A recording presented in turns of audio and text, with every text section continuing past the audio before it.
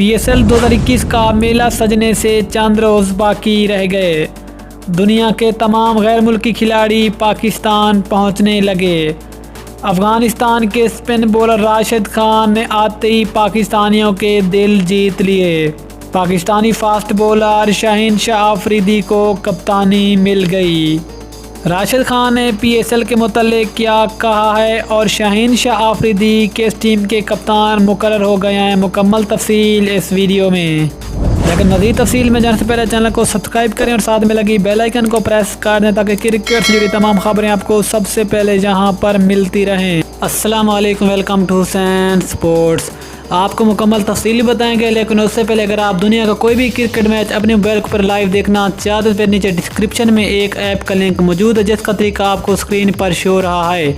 इस लिंक पर क्लिक करके आप अपने मोबाइल के ऊपर लाइव मैच देख सकते हैं। अब आपको बताते चलें कि PSL 2021 के शुरू होने से चंद दिन बाकी रह गए हैं और तमाम गैर मुल्की खिलाड़ियों की पाकिस्तान आमद का सिलसिला जारी है। और उन्हीं में से दुनिया के number 1 spin bowler Rashid Khan ने भी अपनी टीम लाहौर कलंदर को ज्वाइन कर लिया है।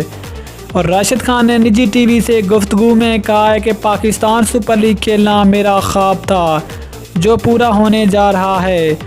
मज़ीद राशिद खान ने कहा है कि मैं PSL खेलने के लिए बहुत पुरजोश हूँ। और मज़ीद उसका कहना था कि PSL कोई आम लीग नहीं है। उसने कहा कि IPL, बिग बाश लीग और PSL तीनों आला मेयार की लीग हैं।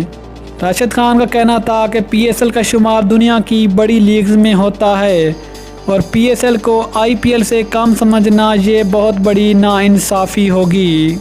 राशिद खान का कहना था कि मैंने IPL भी खेली लेकिन PSL खेलना मेरे लिए बहुत बड़ी एजाज़ की बात है।